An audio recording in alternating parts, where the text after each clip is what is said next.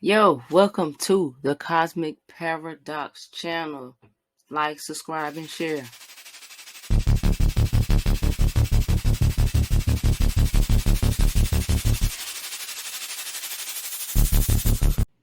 Peace, peace, peace.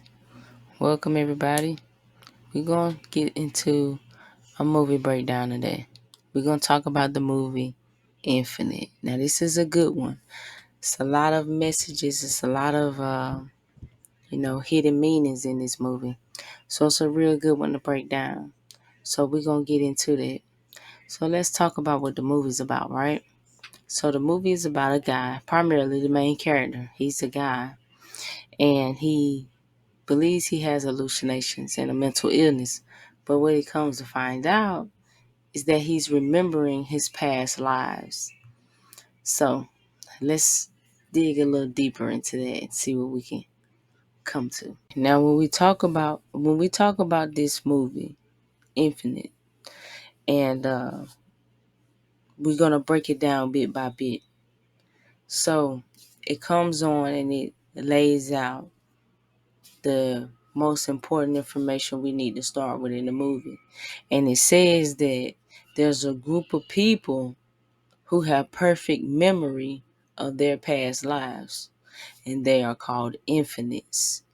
And these infinites are split up into two groups. You have the believers who think that their knowledge and who want to take their knowledge and help grow the benefit of humanity.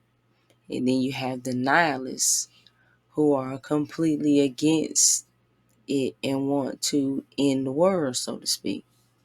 Right? And that's because they see this gift as a curse. You know, they don't feel the same way. They do not like having the ability to continue to remember over and over again. And now they have the technology that gives them the opportunity to end all life on the planet. So the believers and the nihilists are at war with each other. That's where we start with the movie. All right. Now, so when it comes on, now it says that it's in Mexico City. And we're talking about the last life. Now, this is important because we have to understand that humanity has gone through many cycles. We have had different kingdoms and rulership over different periods of time. And in a period of antiquity, in a period in the past, one of the greatest kingdoms in the world was in Mexico. So, and for them to say last life is kind of referring to an old world. This is an ancient world, an ancient time. Even though we know we see it, it's still modern and everything. But we're setting the tone for your subconscious because everything plays a factor. Everything has a little underlying meaning to it. So, like I said, this is like old pantheons, like an old time period. Now, so he's driving in a red car and he's clearly running for his life and he's been hurt and injured.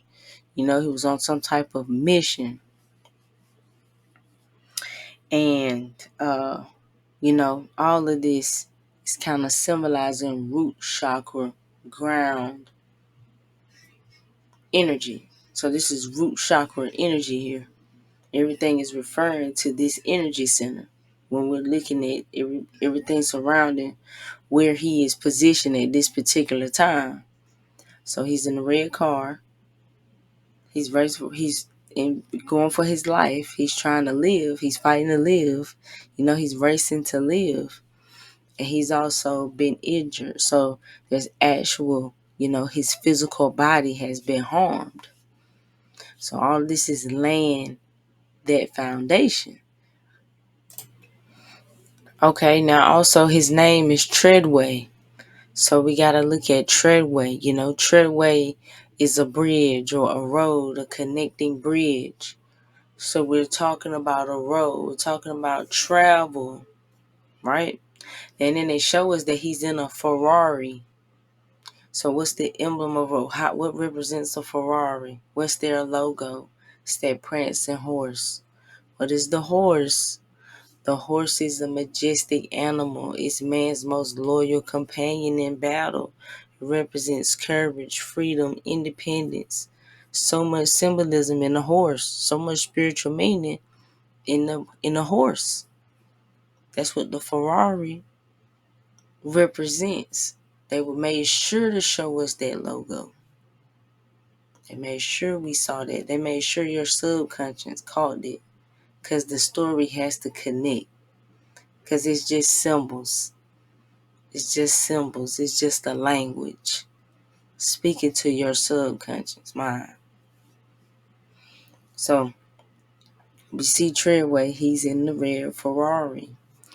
And then his partners, they're in a green car. They're in a green car. And they're a couple. They're in love, right? They're in love. So the last thing we see, Treadway, and we see someone get shot in the car, in the green car. Now we know the guy's name is Abel, right? Because they said his name is Abel. And Cain killed Abel. So we can pretty much about guess what happens to his character, but we don't really see anything because then it cuts and we see Evan, or we meet Evan. And Evan is waking up from what he thinks is a dream, but what feels like a memory, because yes, indeed, of course, it is a memory, because he is an infinite. He just does not know who and what he is. So that theme is going to be reoccurring in the not knowing who you are part of the journey, because we are on the hero's journey. It's the from tragedy to triumph.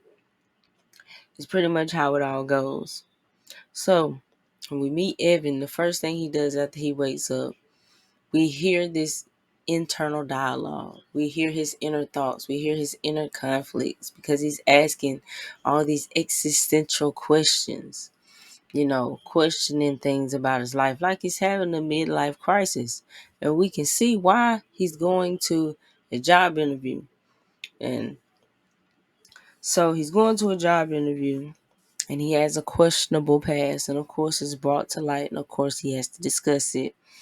And apparently he attacked someone who mistreated a woman.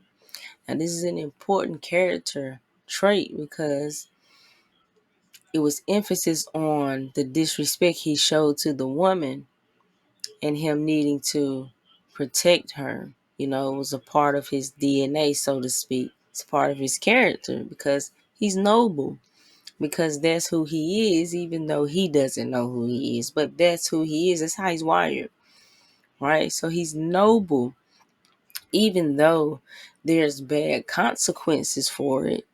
He loses his job. He hurts the person. We find out he ends up being institutionalized and being diagnosed as a schizophrenic. So now he's a schizophrenic with a violent past. And we know all too well there's a very, very deep connection between schizophrenia, or certain mental illnesses, and spiritual awareness or psychic abilities, you know. So these are things that are highlighted right here within the first 10 minutes of the movie. This is what we're getting so far, right? And, unfortunately, all he can think about anyway is his survival. It's how he's going to pay his rent. Now, mind you, last life, what we can say is probably his last moments of life, he was in his root chakra. So we're seeing trauma portrayed in this current life in his root chakra, because it's connected. So, when you don't have that spiritual awareness, you're not dealing in a spiritual purpose and you're just surviving. That's very low vibrational because, you're pretty much just exchanging your time for money only so that you can, be able to maintain and get the things that you need to survive. But there's no passion, there's no creativity. That's a lot of repetition. That's like being in a hamster in a wheel. So it looks like he's caught up in trauma and he's been snuffed out in his life because he doesn't have this perfect memory of his past life. Or if he does, or the way his life has played out, the mental, the institutional being institutionalized, the medications is going to alter that, is going to change that. So now we know Evan, he's broke. So he's stuck in this root. He's stuck at a low vibration. So all he can think about is in terms of surviving, in terms of making it. That's all this his reality consists of. Right. And it's a very important thing to understand in this that's pointed out in the movie, but we're going to get to that also. So he resorts to a talent, a skill that he has to get by, and that's like most of us, right? Don't we have some hobby of ours, or passion, or art that we've shoved to the side, but many a times we may have utilized it on the side to pull us out of jams, to make an extra income, but usually those skills aren't really honed in or focused on. And because of that, that usually means that it's expressed in a negative manner. So what that means in our lives is, in Evan's case, as we can see, right, it's underwear dealings. So he's dealing with some unsavory characters because he's, trying to get his things that he's in need of, to maintain himself, right? So we see him make a samurai sword, completely. And he is having this inner dialogue talking about how he's remembering. He hasn't learned this. This is something that he's remembering because it's in his DNA. It's a part of his past lives. And that part of him remembers. He doesn't have that perfect connection to correlate his perfect memory, but he has bits and pieces that he's been able to utilize, so those things in itself has increased. That's why he asked these questions. That's why he questions things that he's been told about his reality and what he actually sees. That's just like us. See, this is a story about the self. So always remember that all of the characters are in some way, shape, or form a reflection of a part of you. You just have to see the connection that's there. So now we see him, he's having this transaction and selling his sword. And we learn something new about Evan. We learn that he has another talent. He has another gift, right? He's pretty much a genius. If it's, quite frankly, he has overwhelming knowledge and overwhelming information. So he just knows random things. So they just ask him questions and he's able to answer them. And so there's a girl there. She's kind of taken by him. You can tell. And so she says, "How do you know all of these things?" He says, "I don't know. I just do." He says, "It really kind of bothers me." So he knows all these things, but he doesn't know why he knows all these things or how he knows all these things, right? But that's because he doesn't know who he is. He's an infinite, right? Um, so he's able to tap into that collective unconscious. He has memory of all throughout time, of course, right? So these unsavory characters, right? So of course these people, the girl is liking him, dude is a little insecure. Evan trying to get up out of there. He like, where my pills at? So when they give him the pills, it's light. Before they even give him the pills, he's able to tell them that they're short. It's supposed to be 60, but it's 55. And at the same time, the guy who has the sword, he wants to cut the girl's arm off. Now, Evan being Evan isn't going to let him cut her arm off, of course. He's too noble for that. He's too much of a protector for that. He's pretty much he's a higher being, so to speak, in his DNA genetically, even though he doesn't know on the surface. So it's still embedded in him, you know? It's still a reflex. It's still able to come out when necessary or when needed, right? So he's not going to let this happen to her. So, of course, he takes the sword, all type of stuff happens for him to get out there shooting at him because he's dealing in the underworld. He's dealing with criminals. He's dealing with unsavory characters. So now he's in that mode. Of course, he's running for his life again, right?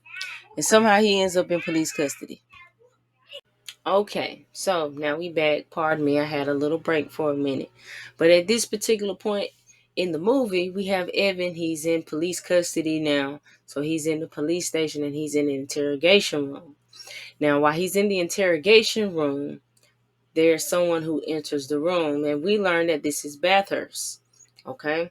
Now, he comes in, and Evan has no idea who he is. Why? Because, of course, Evan has no recollection of his past lives. Not in complete sense. He's had little spurts, maybe dreams. He's not sure. He doesn't know that these are memories. So he has no recollection, no idea who this person is. And Bathurst is kind of taken by it. He can't believe that he doesn't know who he is, but he's going to make him remember, of course. Now, in the movies, it's always the bad guy who has a very vital piece of the puzzle, a very important piece of information, a very important truth that the main hero has to come into contact with. And this is kind of that moment because it's Bathurst who gets him to remember, right? Because you have to go to the darkness to get to the light. You have to go in the darkness and find the light that's in the darkness. Now, Bathurst he informs us of some things as the audience as we listen, right? So what he says, he lets us know, okay, that Evan was diagnosed at the age of 14 with schizophrenia after carving the words on his chest, "Look inside." Right now, we look at the age of 14 and we're talking about development. We're talking about your chakra centers. 0 to 7 is the root, 7 to 14 is the sacral, and 14 to 21 is the solar plexus. So if we look at it in that sense, if we're talking about at the age of 14, the sacral plexus could have been affected as well as the solar plexus. Now, the sacral chakra has to do with the knowledge of self-center. Okay, so this is the connection to the true self in dealing with the sacral chakra. Now, the solar plexus is the power center. Okay, that's where your that's your inner sun.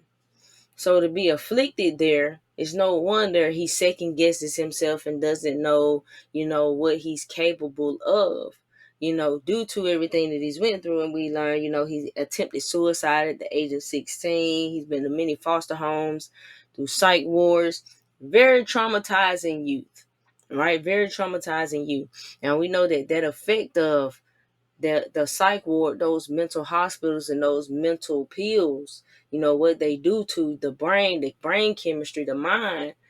There is definitely a connection between psychic, mystic, supernatural abilities, and we talk about those type of institutions. So it's the same type of energy. It's all 12th house energy. It's all Pisces energy. It's all, in a nutshell, that type of specific energy that we're dealing with when we talk about these particular type of things. So we talk about Pisces energy. We talk about that psychic ability. or that delusion, that sense of Pisces being connected to spirituality, the mystic side of things. So there's a connection there. And so we see him he does the avatar thing, like they did AIM, and he puts objects in front of him and asks them if they're his. And of course, you know, under normal sense, in his as he's consciously aware, he thinks he's crazy. These are not my items. But once he forced him into that state by threatening his life, by making him fear for his life, feeling that he was in danger, right? It brought that out. He was able to remember. Because that's usually what happens when we get in a sense of danger. Our talents, our latent abilities and things like that will kick in. So in that moment, in that sense, it kicked in for him, and he was able to remember. He was able to recognize in some sense of what was going on, and he immediately grasped for the gun to go for Bathurst, even though there's nothing in the gun. And Bathurst is happy about it. He's excited. He's glad. Hello, old friend. Why? Because we know, your adversary and the hero are really just one and the same. They're just they're just polar opposites. They're just opposite sides of the spectrum. So of course, dear friends, it's like the Batman and Joker. One can't survive without the other, in a sense, so to speak. So he's happy he's back. Treadway, his nemesis, my arch rival. And at that moment, then that's when the girl comes in to rescue him, right? So now the girl comes in to rescue him and to get him out of the police station. He's running away from Bathurst. And so, of course, they escape. So they escape and they get away. And the first thing he asks her is, who are you? And she tells him who she is. Her name is Nora, right? And she tells him who Bathurst is, and she tells him who he is, so to speak. Because even though he has a recollection of some memory coming into his mind, he still hasn't quite remembered everything and glued it all together. So she tells him who he is, and he immediately says, he says, I know what this is. I figure I'm having a psychotic break and I'm somewhere in a mental hospital with drool coming out of my mouth. So he thinks he's having a mental episode. He thinks he's just imagining all of this. And he's yet again having a mental episode because that's what has happened to him in his past. Right? So he thinks he's imagining all of this. And she says to him, and this was vital. She says, and I'm going to say it exactly. She says this, is that easier to believe than the idea that maybe destiny has more in store for you? And he says, destiny, where I come from, we got bills to pay, rent to make. Nobody's got time for destiny. And she says, that's a shame. That's vital. Because in this world, remember last life, he doesn't remember. He has no idea who he is. So he's living as a regular human, a part of society. So he's saying where I come from, he's saying that's being who he is. Because the masses of society is stuck at that lower vibration, stuck at their root chakra, stuck trying to survive, just trying to figure out how to get by and get from day to day. That's a low vibratory state. It's a state of survival. So in that sense, and in that sense, it's a lot of anxiety. It's a lot of stress. It's a lack of a foundation because you're dealing with the root. You're dealing with the connection to the earth. So that's a lack of abundance when you don't feel connected to the earth, And so, and for her to say that's a shame, like we say, that sacral chakra shame is what's held in that sacral chakra. And the sacral chakra is the home of creativity. That's how you create. So when you stalled out and you blocked low, because so many things happened to him, they kept him low. There was no way for him to be able to get in a high enough frequency where he could really process who he is. But so he's put in this position because, well, sometimes things just are what they are. We end up on our path. We always are going to be who we are. Every path leads us to who we are. So even going through being stalled out, being in his adult age, not remembering is still a part of his journey. It's still going to bring him to who he is. So you shouldn't ever second guess your journey. That's what that means. You don't second guess your journey. It's all a part of your process. You just gotta trust the process. See, that's what faith really is. It's just trusting the process. It's just trusting that there's some type of order in all this chaos. There's a meaning for all of this. That's all faith really is. That's all it really is. Now, so she goes on to tell him once they, get where they're going in the car, she says, I know you've been looking for answers, Evan. You're not crazy. You never have been. He's thinking, no, I'm just delusional. She's she started to ask him questions. She says, have you ever found yourself drawn to places you've never been? Have you ever seen a picture of a place and know you've been there? Do you know things that you shouldn't? Do you pick up things fast like you're remembering them and not learning them? And then do you dream in other languages? And he's like, but that's what schizophrenia is, different people in the same head. And she says, what if it's the same person, different lives? And he says, you talking about reincarnation? She says, yeah. He doesn't believe it. And she's like, you're so cynical. Where has that gotten you in your life? And he said, honestly, in the grand scheme of things, it hasn't been great, but I'm good. I'm surviving. There's that thing, I'm surviving. So he's where he's at. That's why it's so crazy to him. So when you talk to some people that you want to talk to about some things, and I know because I do it sometimes too, and they're at a lower frequency, that's crazy to them. You understand what I'm saying? That's why it's so easy to be affiliated, for it to be aligned with being crazy. And that's really the whole point of it as well. And isn't there where we all are? We're stuck surviving. Even when we do want to venture off, when we do want to do, more creative endeavors or take a more spiritual path, it's extremely hard. It's hard to pull out of that because for generations, this is where we've been at. This is where we've been at. So to break out of that, it's not going to be easy. It's not going to be an easy feat. Now, he's posed with a quest because, of course, this is the hero's journey. This is the mythological story of the hero. So he's posed with a quest. He has a choice now. His life can change forever. He can get on this plane and get the answers to everything he's always wanted. And he says to her, what if the craziest thing I've ever heard, and I've heard some crazy things, what if it's actually the first thing that's ever made any sense? And I pose that question to you. What if? Think about it. Just think about it. It's crazy. It's probably the craziest thing you ever heard. But it's real. But it's true. Your greatest mystery, your greatest myth, all these stories, where do they come from?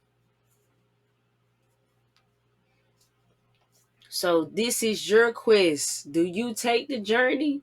Do you go down the rabbit hole? Because it's crazy. It's crazy, but it's real. So if you're ready for it, the path awaits you. It's simply the journey within. So when we see him get on the plane, it represents him traveling into a higher dimension. He's going into, he's about to, gain access to a lot of information he would not be able to gain had he chose not to get on that plane. So he's taking the journey now. This is like when Dorothy went somewhere over the rainbow and she started to travel the yellow brick road. That's the journey. It's a representation. It's a symbol. The quest itself is also a part of you. Every character, even the quest itself, is a part of you. All the aspects of the story. So it's interesting now. We see Bathurst. He's performing some sort of ritual and he's saying some words in Latin. This Latin phrase repeatedly. That's basically, it means, what is it? God, show me your face. God, show me your face. And it looks like he's being waterboarded, where they lay a person back and cover their face and pour water to a point where it's drowning them to like can't breathe, a near death. It's actually a torture, a thing of torture, like as they show on TV and whatnot, because you can't really breathe. But it's affiliation with water. So remember, he's lived over hundreds of lifetimes, So um it's a representation of the great divine feminine. That divine feminine energy is seen as the chaos, the destruction. That's how it's flipped to make us feel like it's the destruction, is going to destroy.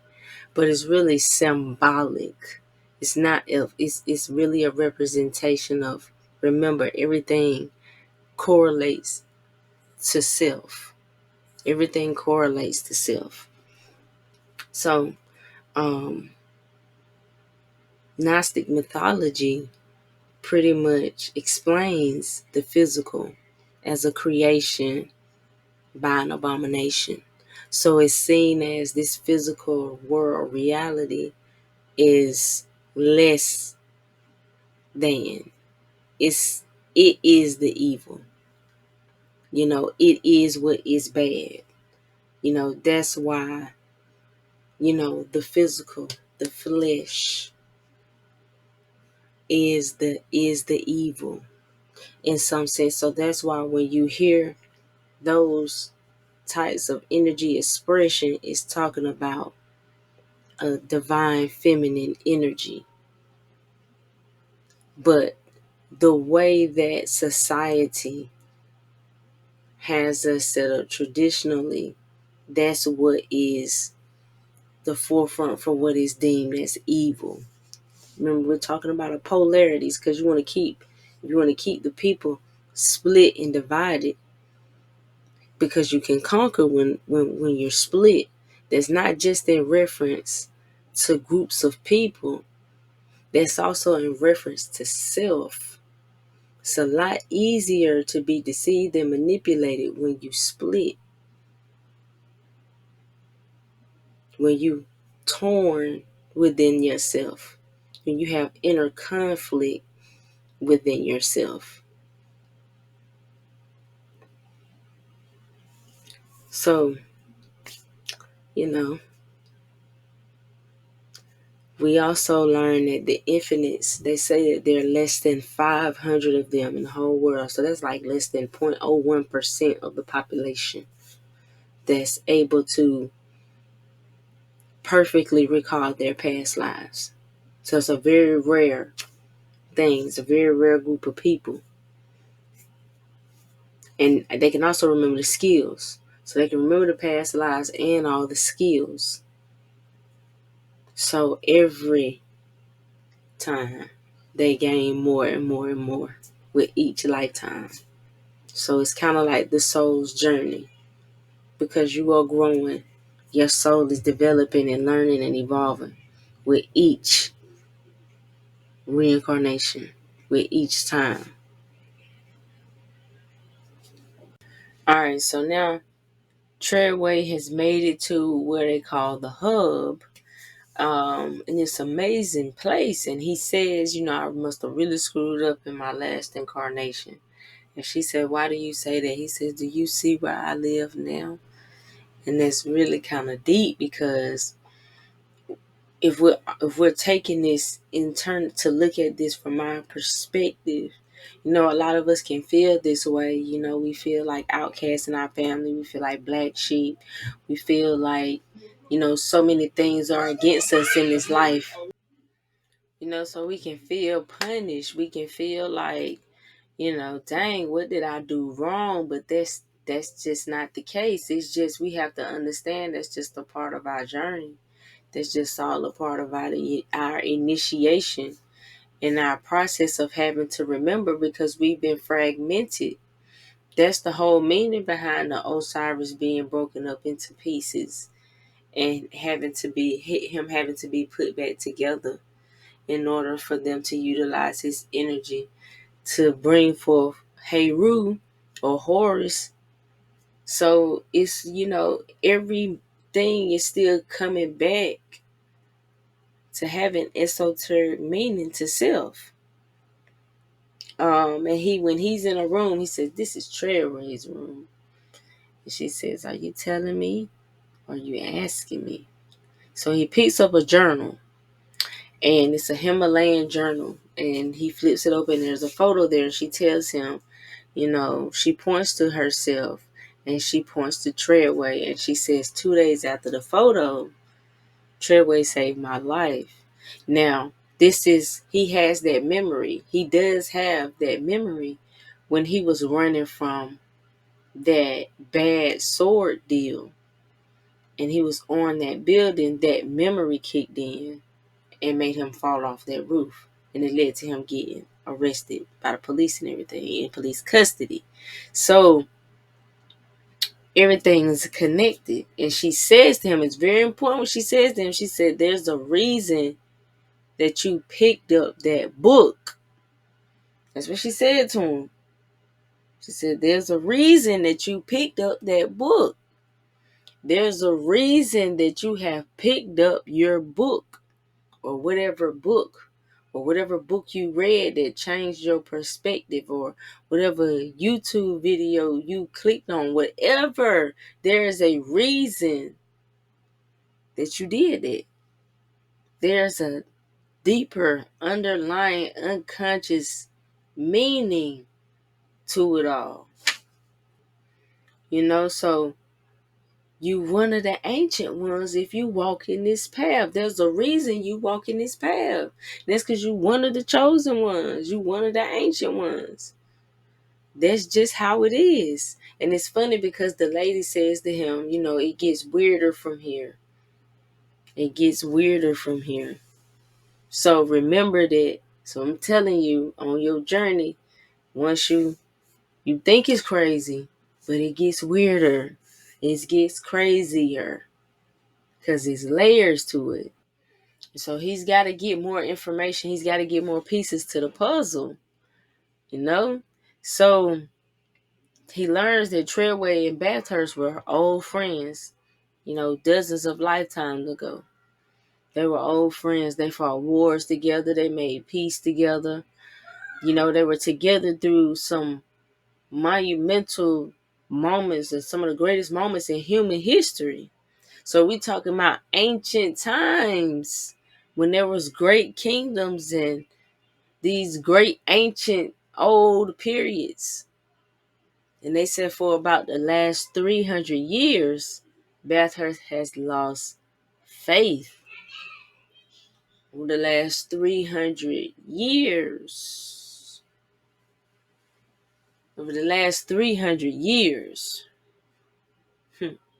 We think what has been happening in the history over the past 300 years. So, they said they let him know that what he did was he created an egg. And this egg is able to destroy all life on Earth by attacking it at the fabric of its core, its source, they say. And so they say it's DNA.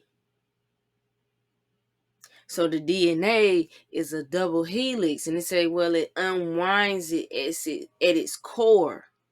So that double helix, a lot of times in ancient history, that was coated with a snake.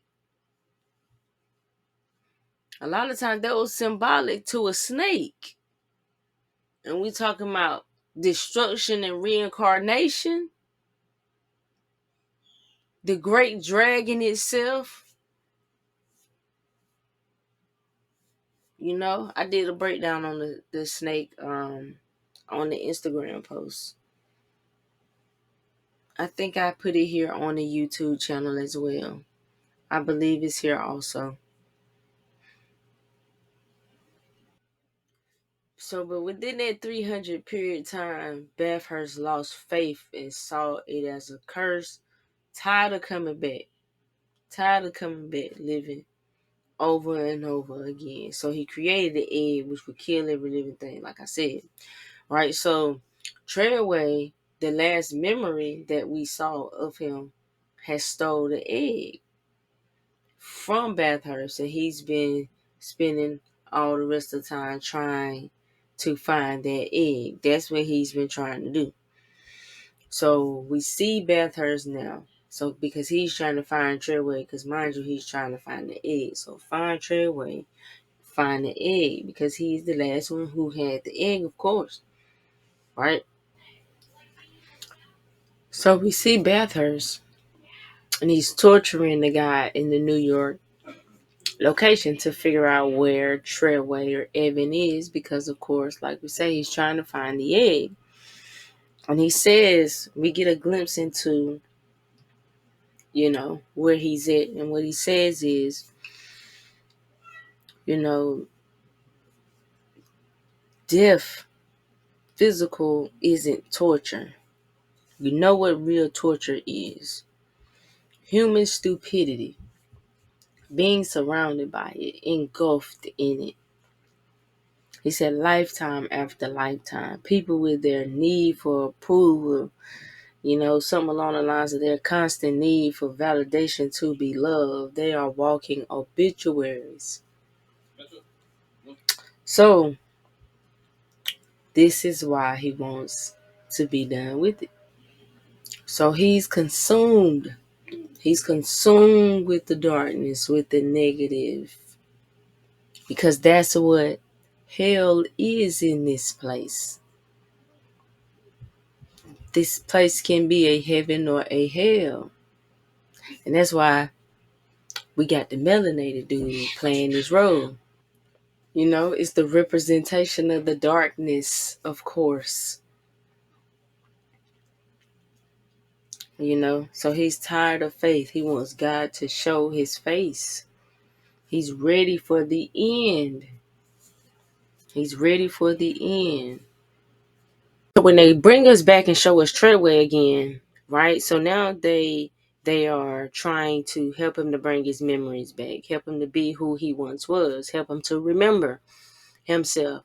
And so they are informing him that, Treadway saw the human body and humanity and the potential for humans much more than everybody else. He believed that they were capable of more. So he pushed the boundaries because he believed they was capable of more. So dare to believe it, dare to try it. Right? So he pushed the boundaries, and what people might consider to be paranormal or mystical or superhuman, he was able to manipulate energy around him. Now, that's not something that even the others were capable of doing. So this is like a unison of Treadway. What Treadway was able to do was utilize himself as an infinite, as well as utilize himself to the highest potential as a human. So it's almost like taking your lower nature and taking your higher nature and utilizing the best parts of it all together. Right? So they tell him that, he wants to get these abilities back, but they're buried very deeply beneath his conscious mind. So they're going to have to do the best they can to get that to come up to the surface of his mind. So what they tell him is, they say, we're going to retrain your memory. We combine the physical and the mental to develop new neural pathways.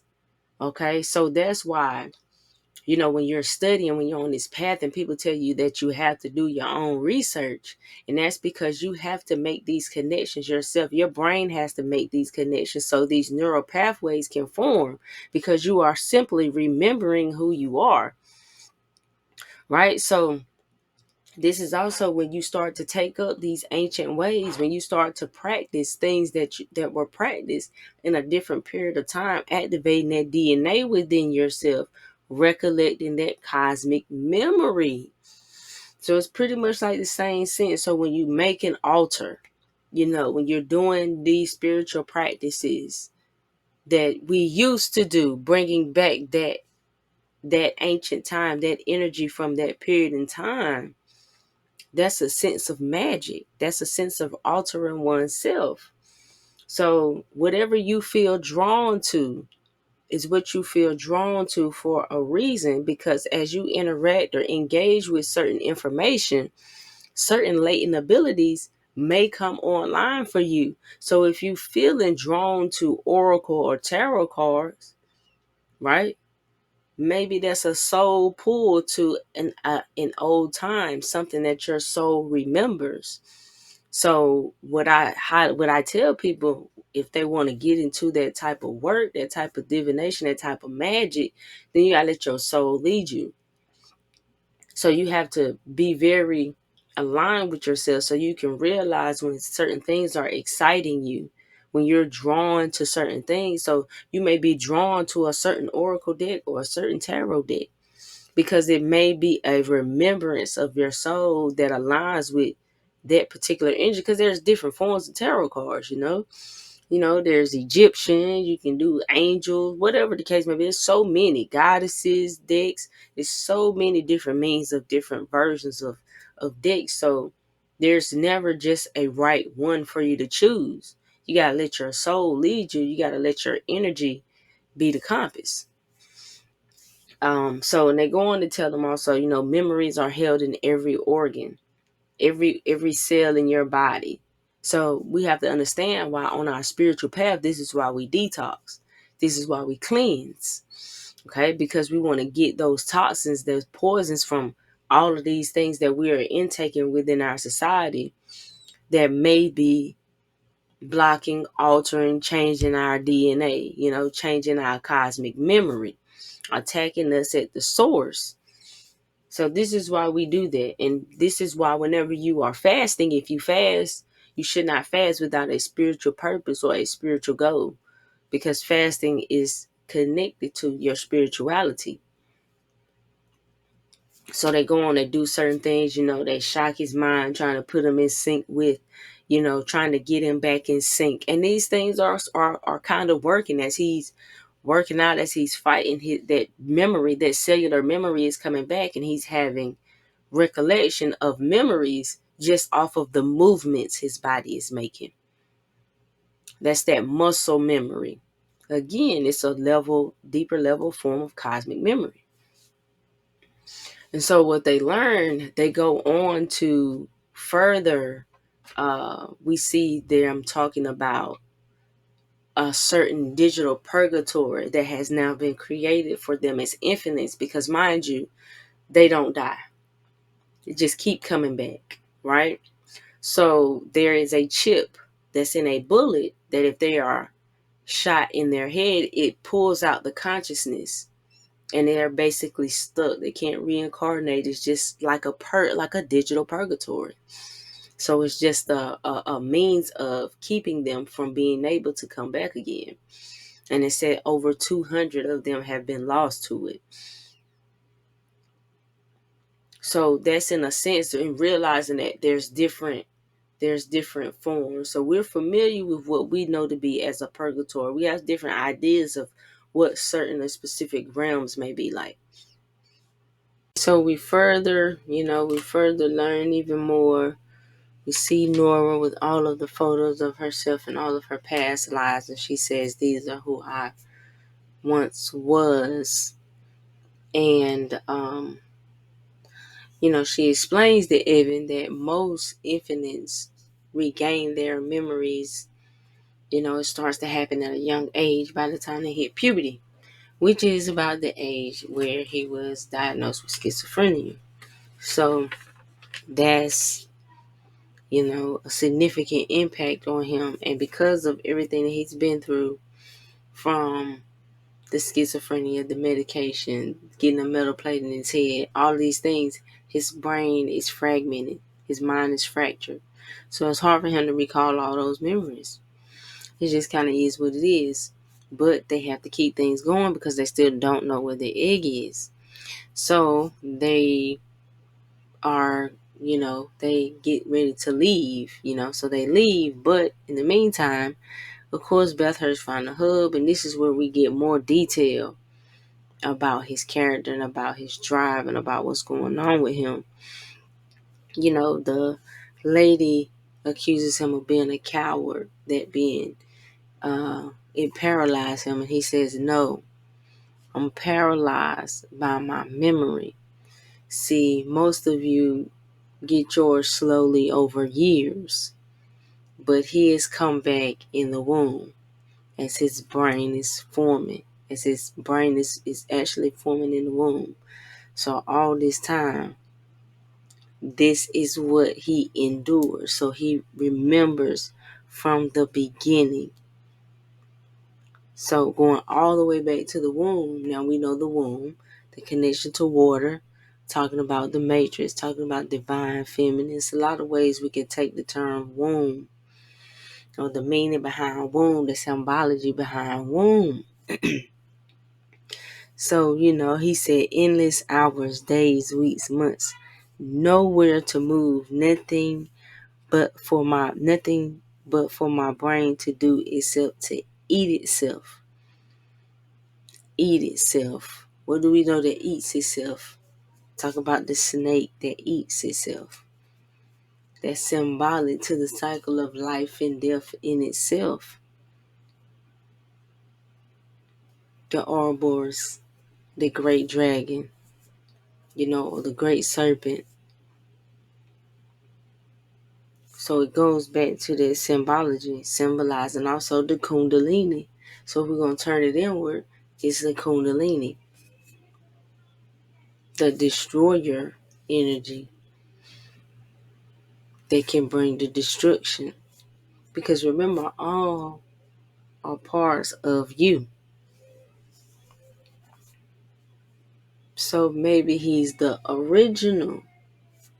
We don't quite know. Or at least we're not told in this movie. This is based off a book, so I wonder how much more is in the books or in the book itself. Okay, now, so meanwhile, Evan and Nora were on a mission, so they're not there when he raised the hub. They're going to see Artisan, but of course they get news about the place being raided on the way. All right, so they go to Artisan for to get his memory fixed. It's his last resort, and that's because of the method that he uses. So Artisan realizes that he's blocked. So the method that he's using, once again, water. So we're talking about cosmic memory. We're talking about water being able to restore the memory. So what does he have to do? He has to drown him, pretty much. So that's why I've spoken on this before. When you see a lot of times, water is used as a memory reboot or as a mental reboot. And that's what happened. So he pretty much dies. Okay? But he comes back, of course. So the whole washing of the water, just like baptizing you, washing the water, washing away your sins, that's the symbology of it all. So it's a total mental reboot. So, while this is all happening, Bathurst is also watching. So he knows the key anyway is in Treadway's or Evan's memory.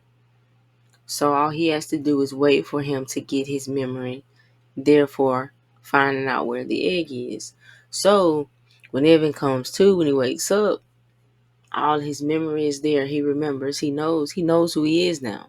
and he knows where the egg is. And when he said look inside, he was referring to look inside of the body, look inside of Treadway's vessel, his physical body. He hid the egg, which is the destroyer, inside of the body. So your kundalini is inside your body. So you carry the capacity of the energy within you of an atomic bomb. That's the power of what's within you. That's where it's hidden. It's hidden within. You have to look inside. That what you've been looking for, your soul, that what you're trying to connect with, you have to look inside. That was the whole thing behind the look inside. So now that, he knows where he has to go and everything, go raid them. Because, of course, they knew where it was going because they raided of course. So Bathurst is one step ahead. So, and in the process, you get Treadway. He gets shot. So he's wounded. So he has to recover. And upon waking, the final piece of the journey, he has to go behind Nora, who has went after Bathurst, because of course he's trying to end the world. So he goes behind her to save her and of course save the world, right? And that's pretty much what happens. That's pretty much how it goes. Now, and after it's all said and done, he said, he said, I asked myself, what did I learn what did being Evan Macaulay teach me? He said, what did being Evan Macaulay teach me? And he goes on to talk about how, realizing that everything that we do, all of our choices, everything, all of these things, we are hoping that it's building on for something better in our future, whether it's this life or the next. And then so, and we get Nora, who's finally able to reunite with Abel. So it's like everybody died, but everybody lived. Because, with her destroying or getting rid of those chips, it was able to free all of those people so they could be born again. So everybody is able to live on. Even we see Evan or Treadway. So now we see Treadway. Fast forward and we see him in, where is he? Indonesia. Looks maybe about 14, 15 maybe. And Artisan knows who he is and gives him a sword. Not only that, but Treadway knows who he is. So, it's just an ongoing cycle. And this is a positive spin on it, a positive spin on the way it looks. But everything goes back to those same myth stories. So it's even when you're dealing with ancient Egypt and you got Apophis, which is kind of like a representation of the same thing, the great dragon, the great snake. So it's a symbolic story about rebirth. And so Bathurst represents the soul, because the soul is trapped. The soul is trapped, caught in the reincarnation wheel, the reincarnation cycle. He just wanted to be free. So this is that energy in that extreme. See, it's in that extreme, the way it's viewed in an extreme. But it can subconsciously turn you away from your soul. See, the key is always balance. It's always balance. But, we forgot why we came here.